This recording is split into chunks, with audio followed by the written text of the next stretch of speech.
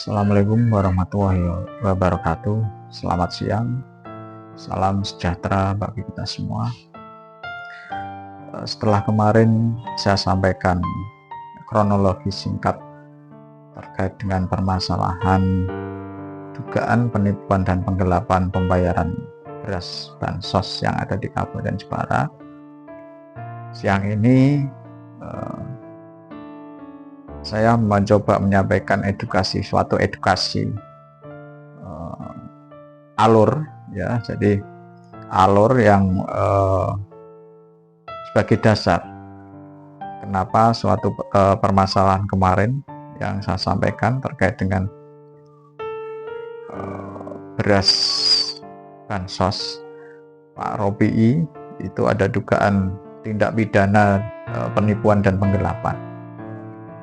Sebelumnya kita harus pahami dulu ya, alur juknis, ya. Kita harus memahami alur juknis dan pedoman umum proses pemanfaatan dana bantuan program sembako tersebut. Alurnya seperti apa? Supaya kita bisa mengambil kesimpulan, ya. Ini adalah suatu edukasi, pemahaman supaya kita semua tahu sebagai masyarakat awam, ya. Supaya kita semua tahu permasalahan ini yang seutuhnya.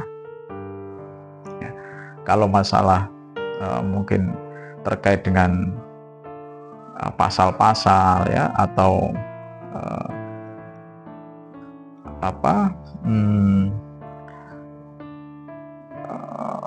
konstruksi hukumnya, mungkin dengan pakar-pakar hukum yang lebih mengetahui, tapi di sini kita mencoba menyampaikan sesuai pemahaman orang umum saja supaya mudah dipahami, dan ini sebagai edukasi bagi kita semua. Jadi kita harus tahu dulu jalur juknis dan pedoman umum proses pemanfaatan dana bantuan program sembako itu seperti apa. Yang pertama, biasanya KPM istilahnya di sini adalah keluarga penerima manfaat sesuai database, ya. Itu masing-masing KPM, ya. KPM adalah keluarga penerima manfaat, jadi disingkat KPM. Jadi masing-masing KPM itu biasanya diberikan kartu seperti ATM, itu namanya KKS, itu kartu keluarga sejahtera. Jadi masing-masing KPM pasti diberikan itu.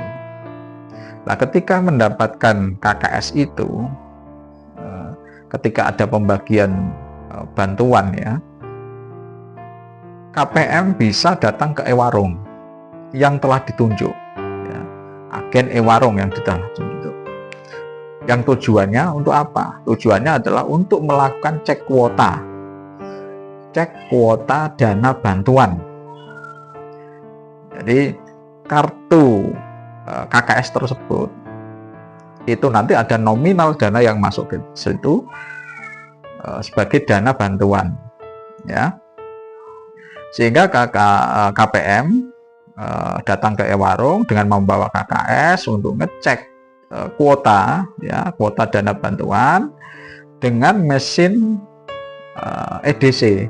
Biasanya di e-warung itu sudah disiapkan, ya, sudah disediakan mesin EDC atau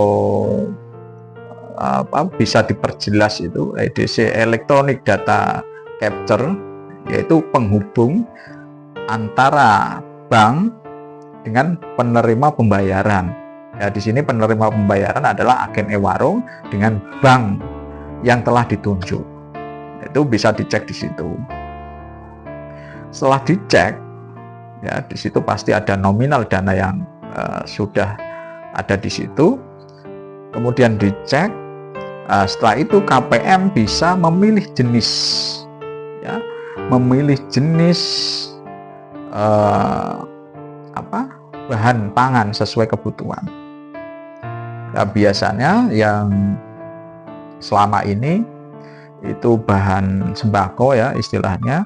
Jadi di situ ada beras ini biasa ditentukan kuotanya.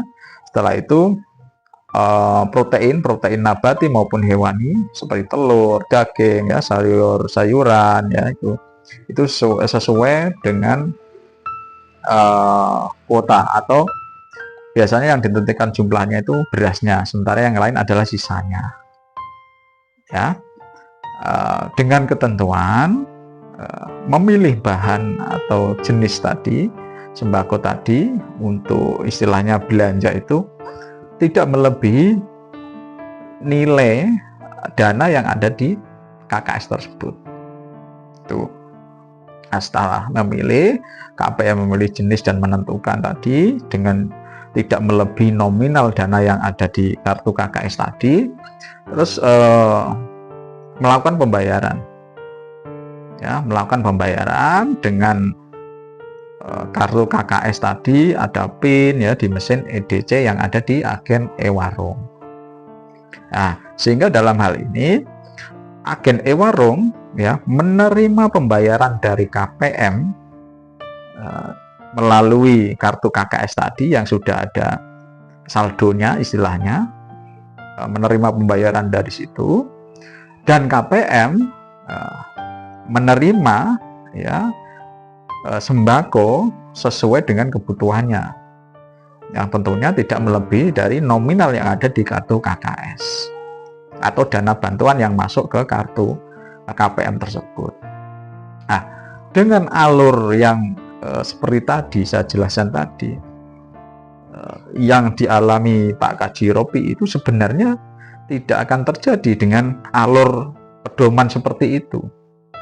Karena tadi ketika KPM mengambil bantuan, ya, atau bantuan sembako tadi, di dalam kartu KKS-nya itu sudah ada nominal dana yang masuk untuk membayar ke agen e-warung. Nah, yang dialami Pak Robi, ya, dengan suatu kerjasama bisnis dengan Perumda tahun 2020 dan bermasalah di tahun 2021 sampai sekarang tidak ada penyelesaian. Itu artinya ada pihak, ya, oknum yang diduga telah melakukan penipuan dan penggelapan pembayaran tersebut, yang tentunya yang seperti kronologi singkat kemarin yang saya sampaikan, ya, di situ ada kop, stempel, dan pejabat yang tanda tangan di situ, ya, ya. Ini perlu dicermati supaya kita tahu alur yang sesungguhnya. Kemarin kronologi singkat dan ini ada alur. Nah, kalau menyikapi seperti alur tadi dan itu Pak Robi melakukan kerjasama bisnis dengan Perumda Aneka Usaha Jepara yang notabene adalah BUMD, ya, BUMD, Badan Usaha Milik Daerah Kabupaten Jepara. Ya, di sini tentu suatu BUMD itu ada aturan-aturan yang mengikat. Di sini ada perdanya, ada pergub yang mengatur itu semua. Dan di dalam itu semua ada direksi, ya, ada komponen direksi, ada dewan pengawas, ada KPM. Ketika pihak Perumda melakukan suatu kerjasama dengan pihak tiga, tentunya itu sudah ada aturannya, prosedurnya seperti apa, SOP-nya. Jadi masing-masing KPM, dewan pengawas maupun direksi tadi mempunyai tugas dan kewenangan masing-masing, ya, yang saling berkaitan dalam suatu manajemen BUMD. Nah, ini tidak bisa dipisahkan. Maka yang dialami oleh Pak Robi ini adalah suatu ironis, ya, suatu ironis yang terjadi karena di situ ada pejabat-pejabat yang berwenang. Di Jepara sendiri ada pejabat yang berwenang dan itu sampai sekarang belum terselesaikan. Sehingga permasalahan ini dengan berbagai proses, ya, selama sekian tahun kita sudah berproses secara kekeluargaan, ya, secara humanis, bahkan karena itu tidak ada tanggapan dan itikat baik dari pihak-pihak terkait, akhirnya kita bawa ke kepolisian, dalam hal ini Polda Jateng, Yang kita harapkan dari kepolisian adalah bisa membongkar, ya, bisa istilahnya tegas dalam melakukan tindakan dari pihak-pihak yang memang terbukti turut serta dalam istilahnya dari awal ada mensreal niatan, ya, penipuan tadi, karena didasari dari kerjasama surat bermaterai, kop, dan stempel, ya. Tadi seperti yang kemarin saya sampaikan, andekan itu palsu, pihak Perumda maupun dari pihak pemerintah Kabupaten Jepara tidak berani melaporkan oknum yang menggunakan kop, stempel, atau surat kerjasama bisnis tersebut, sehingga ada pihak yang dirugikan, dalam hal ini petani beras Pak Robi. Dan sangat ironis, itu korban tidak hanya satu orang. Nah, ini suatu pembelajaran bagi pemerintah daerah dalam mengevaluasi, dalam melakukan pengawasan BUMD yang notabene juga menerima penyertaan modal dari pemerintah. Nah, ini kita sampaikan supaya permasalahan ini gamblang, ya. Jadi kita sebagai masyarakat umum selalu digaungkan, ya, jaga kondisivitas, kita bangun sinergi dalam membangun daerah. Betul, tapi jangan sampai kita masyarakat kecil selalu dijadikan objek. Apa yang dialami Pak Robi ini adalah upaya untuk minta, ya, untuk meminta haknya yang harus dia terima. Sekian tahun tidak ada itikat, dan itu tentunya berdampak pada keluarga, psikis, ya, perekonomian. Nah, ini harus menjadi perhatian. Ya, kita selalu diminta menjaga kondisivitas, menjaga keharmonisan. Nah, itu tentunya juga berdasar dari kebijakan-kebijakan pemangku pejabat pemangku kebijakan dalam menyelesaikan suatu masalah. Dari pejabat pemangku kebijakan, aparat penegak hukum tegas dalam menegakkan aturan, itu tentunya juga kita tidak akan melakukan hal-hal suatu upaya yang di luar hukum, ya. Jadi itu yang kita harapkan. Dan yang perlu digarisbawahi adalah permasalahan Pak Robi dari alur juknis tadi yang saya sampaikan tadi, ini bukan hutang piutang. Ini yang perlu diperhatikan juga. Ini bukan hutang piutang, ya. Jadi ini murni adalah kriminal, unsur tindak pidana. Tadi bukan utang piutang. Di sini Pak Robi sudah melaksanakan kewajibannya, dan dengan sukarela tanpa DP beliau mengirim beras untuk program bansos tanpa DP.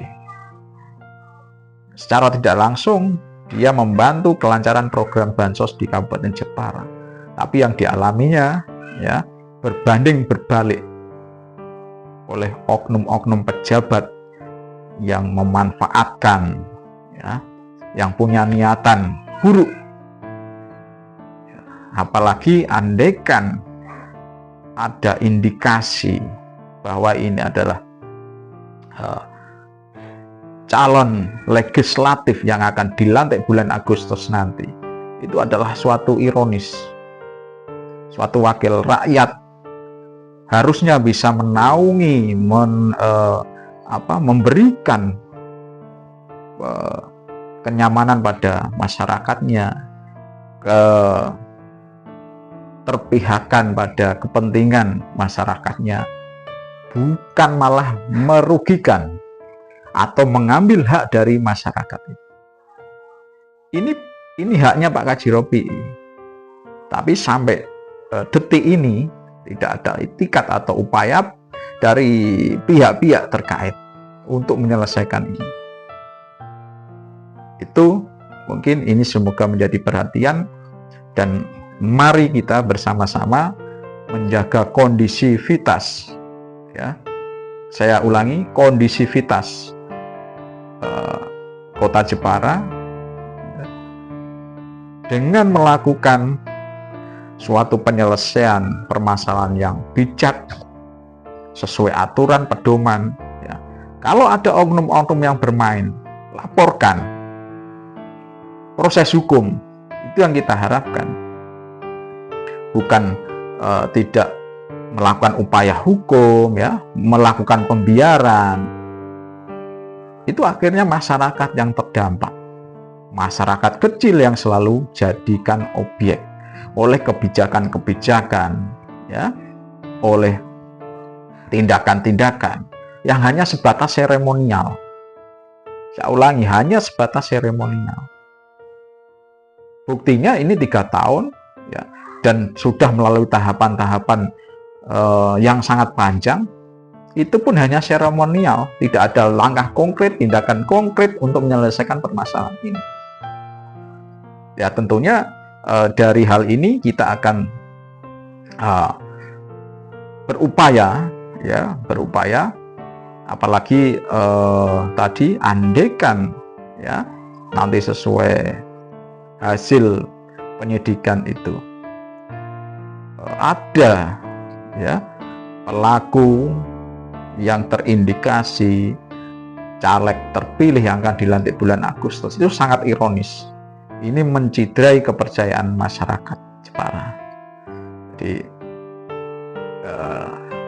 kita harapkan pemerintah Kabupaten Jepara bisa menyelesaikan secara prosedural, ya, secara bijak, supaya permasalahan ini tidak melebar, dan kita harapkan DPRD Kabupaten Jepara juga menjaga marwahnya sebagai wakil rakyat yang bisa mewakili kepentingan masyarakat, bukan malah merugikan masyarakat. Itu dari saya. Terima kasih. Wassalamualaikum warahmatullahi wabarakatuh.